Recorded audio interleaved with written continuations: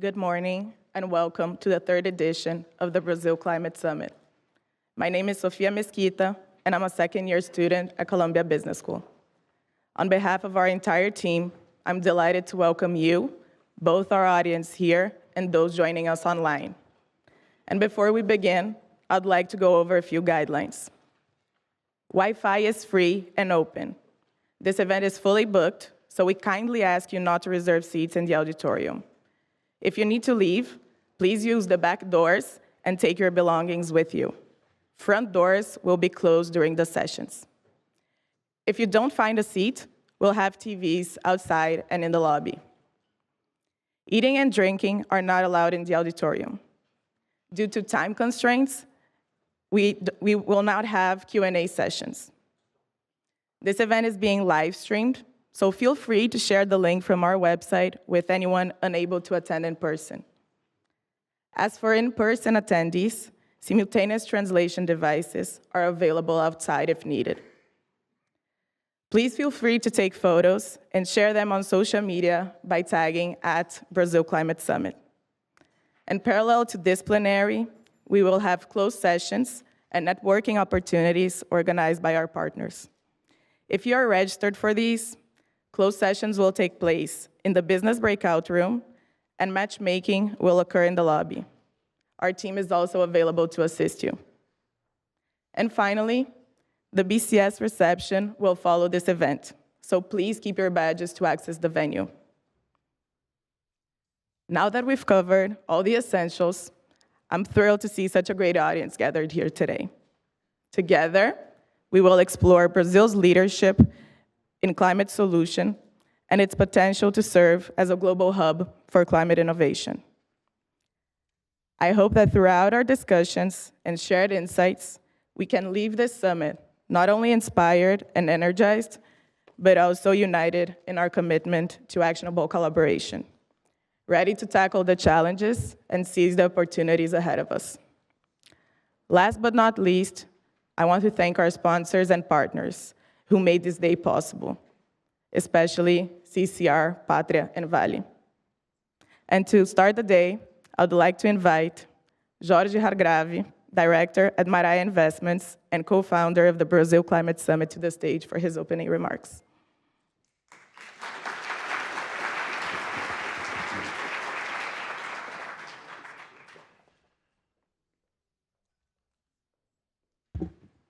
Thank you, Sophia. Good morning, everyone. I'm Jorge Hargrave, one of the co-founders of the Brazil Climate Summit.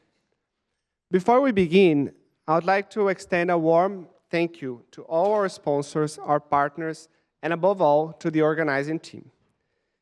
I would like to ask all members of the organizing team to stand, please.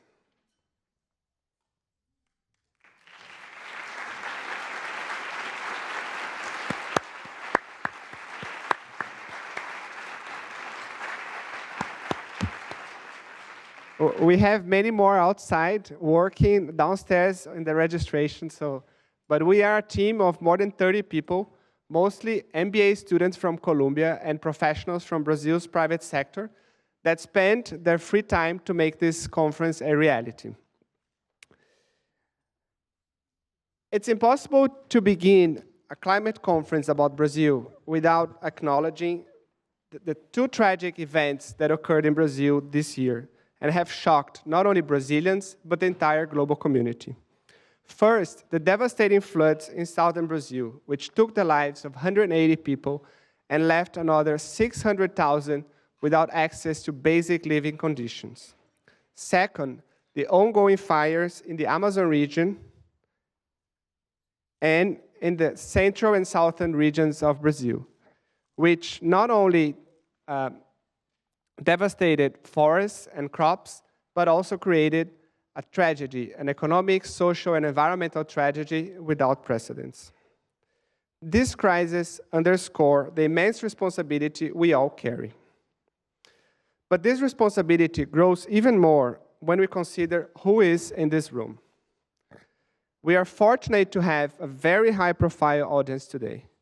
As we look around, and in the slides above, you'll see several of the largest and most innovative companies, banks, investors, civil society entities from Brazil, and also from the US and the global side, some of the largest and most prestigious companies, banks, investors, civil society entities from US and from the world, actually.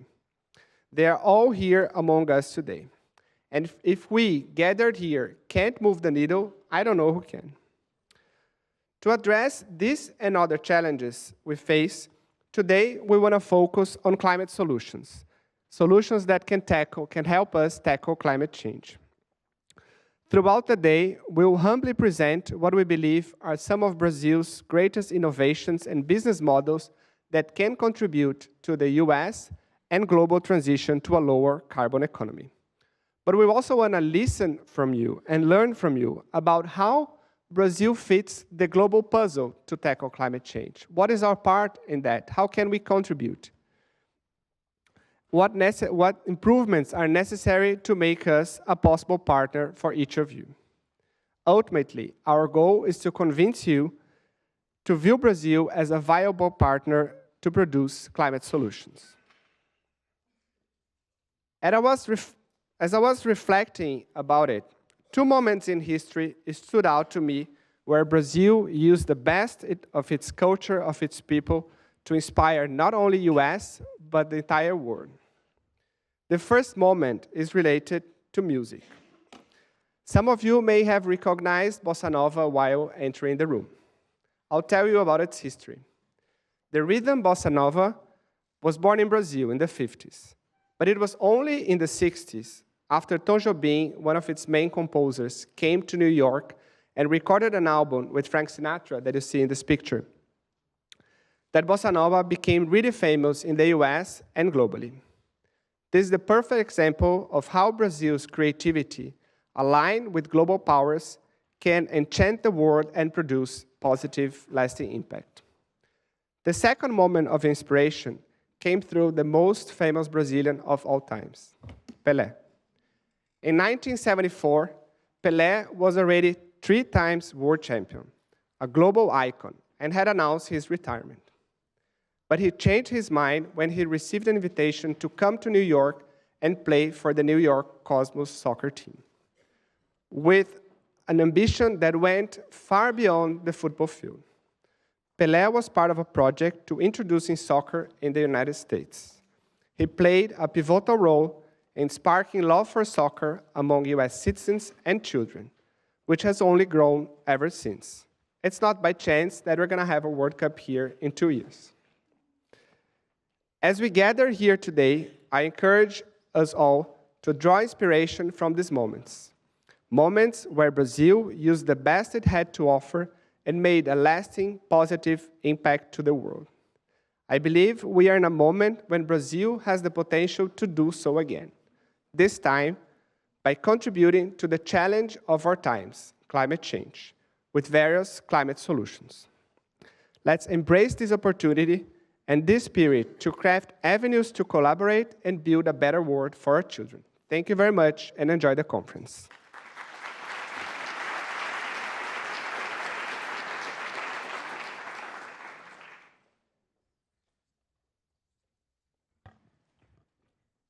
Thank you, Jorge. Next, we'll hear the welcoming remarks from our great partner, Tom Trebat, Founding Director of Columbia Global Center, Rio de Janeiro, Director of Columbia Climate Hub Rio, and co-organizer of the Brazil Climate Summit.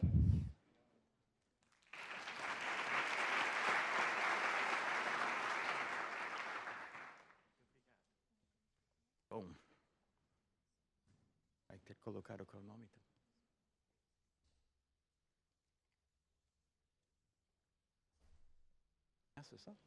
Bom dia. Bom dia, Nova York. Bom dia, Brazil. It's a pleasure to be with you, an honor really to welcome you to this hallowed ground at this great research university, Columbia University, whose faculty and students and administrators and researchers have labored for almost 300 years to put knowledge to work to make the world a better place for all. So it's not a coincidence that we meet this annual summit meets here. Thank you all, one and all, for being here. All are welcome. What a privilege it's been for me as a co-organizer. I think I get more credit a lot of times, maybe at my age, than you sometimes deserve, but it's been a privilege to work with our fellow organizers, Jorge Argravi, who just addressed you, Luciana Ribeiro, Marina Cansado, Artur Ramos, Malu Paranhos, and a legion of Brazilian students at Columbia University from CBS, from Columbia Business School, and CIPA have put together this important event. They're the ones wearing, a lot of them are wearing these green shirts, so say hello to them during the course of the day. The Columbia Global Center, which is my privilege to direct in Rio, is one of a Columbia network of global centers which spans the globe.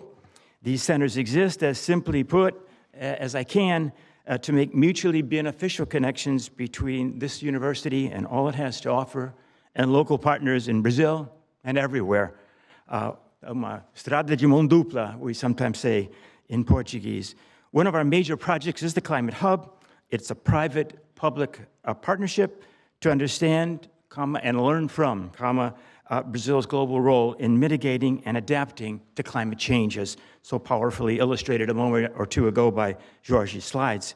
During the course of today's conference, you'll be seeing, I think, more than my words, you'll be seeing in the professors who will be addressing you, those you'll meet during the break, what we're trying to do to gear up and to tap into the wonderful resources at Columbia University in the field of climate change, and encouraging them to work in Brazil. I'll conclude with just two quick observations about really maybe what we're doing here together. Why is it so important? Why does it matter? And maybe the first question often asked outside of Brazil is, why Brazil? Being here, in my judgment, arises out of a firm conviction that there could be no pathway to the world of net zero scenarios that doesn't pass through Brazil. It's that simple. And yet this self-evident affirmation is really not well perceived outside of Brazil. And despite this apparent disregard, Brazil is a peaceful, bridge-building nation, a willing and cooperative partner in all sorts of diplomacy, but now in particular for the future of humanity and global climate diplomacy. Some of the reasons you already know, I won't belabor the issue, but it has the most advanced energy transition of any major economy in the world, the unquestioned world leader in bioenergy and pushing that envelope, that technology envelope ever farther, including it to sustainable aviation fuel. And I would say, too, Brazil has the capital, the resources, the talent, the conviction, the policy frameworks, the regulatory environment. It's capable of great technological leaps in ways that benefit mankind in a way not fully appreciated by the broader world outside of Brazil. Brazil, in a very few decades, has become a major provider of food and a guarantor of global food security in a world increasingly threatened by hunger, including hunger brought on by climate change. I know that Brazil can play a similar role in the technology the world needs to reach net zero. Of course, Brazil has its problems. Jorge went over them with you, and the way it deals with those problems, fires, floods, changing agricultural patterns, heat extremes, and urban infrastructure obviously not up to the task of climate change. How it deals with those problems is not something that happens only in Brazil. It's being watched by much of the world, especially the Global South, which is also resource-constrained and has to be creative in how it deploys its investment and its talent. The second issue, and I'll be very quick about this, is about why we're here and why it's so important, is that universities have a lot to offer. And it maybe sounds a little bit obvious, but it's not something that's often part of our day-to-day lives in business or in the not-for-profit sector. Universities are organized to solve the greatest problems we face through research leading to innovation and new technologies. They educate the world's future leaders. Some of them may be sitting next to you in this auditorium, including future climate leaders. Universities engage with local communities. They're not in ivory towers, including the most vulnerable in those local communities. They network with collaborators around the world, in Brazil in my particular case, but all around the world. So they see Brazil, they see the world with a vast reservoir of comparative knowledge. And university researchers, in other words, are in a sense paid to solve the problems that each and every panel today will be discussing. It makes all the sense in the world for stakeholders everywhere, all of us, the world as a whole, to involve universities in the United States and in Brazil to work together with the private sector. So that's sort of the mission we have taken in the Columbia Global Centers, and I hope you'll join and support us in that mission. So you'll understand why, for me, given the importance of the event, the importance of Brazil's role, the importance of universities, the need to engage the private sector, why it's a great privilege for me to be not only part of this university, but to be able to stand here before you and issue these warm words of welcome and wish you all a very successful conference, and that we may all stay in touch with whatever we accomplish here today. It may be the beginning of further partnerships. Thank you very, very much for being with us.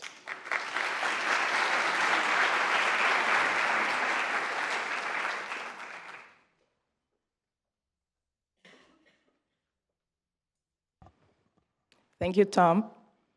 Up next, also from Columbia University, I would like to invite Jeff Shaman, Interim Dean and Professor of Columbia Climate School, to the stage. Welcome.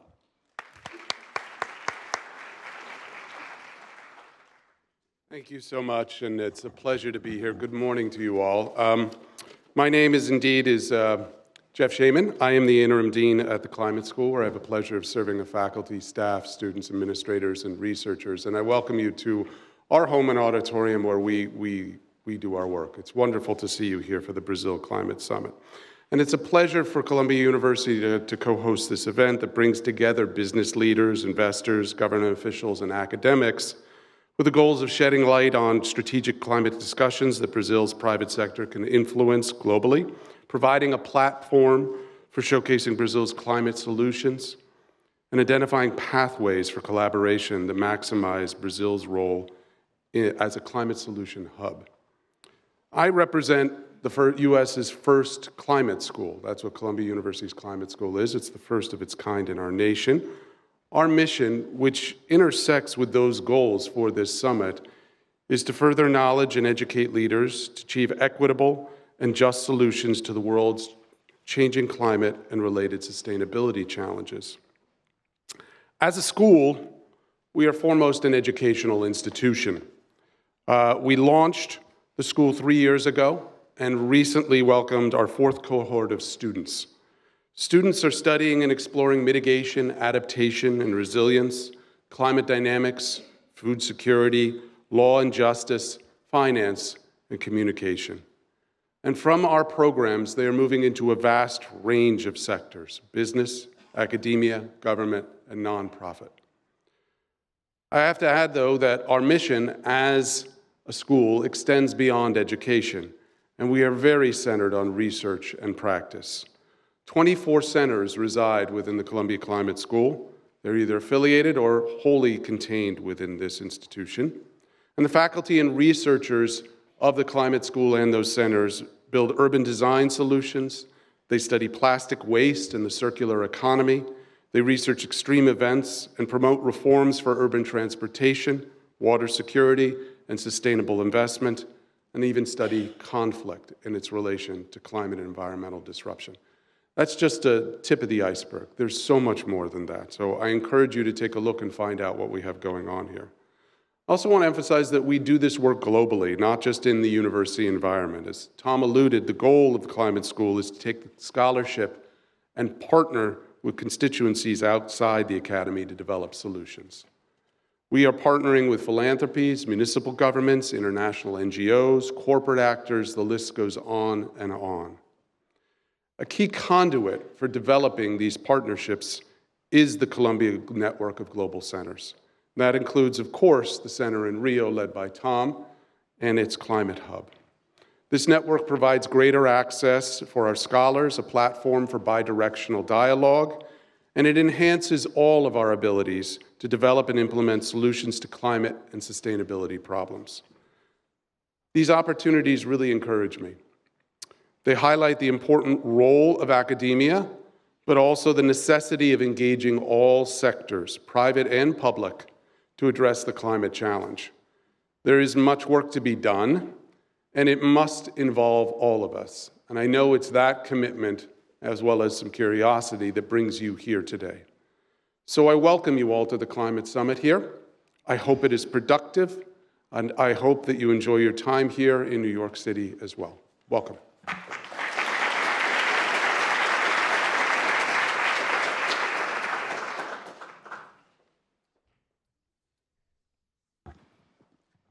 Thank you. Moving forward, it is our honor to have here with us today the Consul General of Brazil in New York. Please join me in welcoming to the stage Ambassador Adalnio Senaganem for his opening remarks.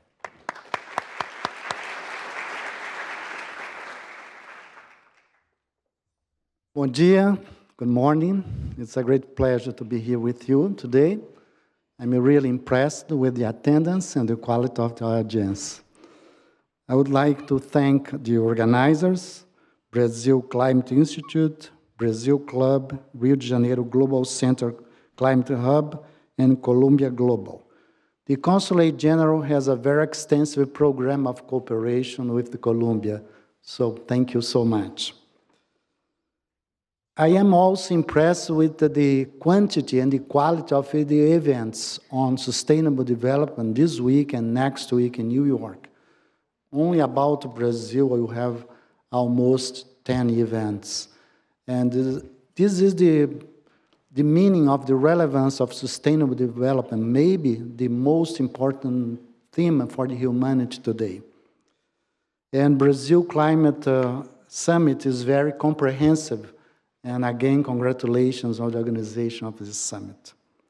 My role here is to welcome you all, but I would like to make very brief observations.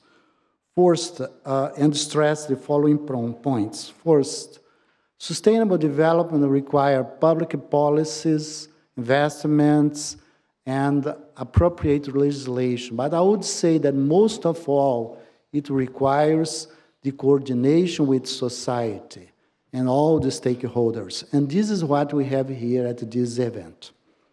Second, I understand that Brazil is in a very privileged position to be one of the major players in sustainable development in the world. I would stress especially carbon credit market, bioeconomy, energy transition. And those are with democracy, rule of law, and social rights, the main themes of Brazil-U.S. relations in this year that we complete 200 years of relations. Third, I understand also that the Brazil development in those themes will have a huge impact in the Brazilian economy, also in sustainable development in the world, and finally, in the restructuring of value chains for Brazil, especially in terms of integration in value chains of technology, semiconductors. We have been working, for example, data centers, semiconductors, and many other matters.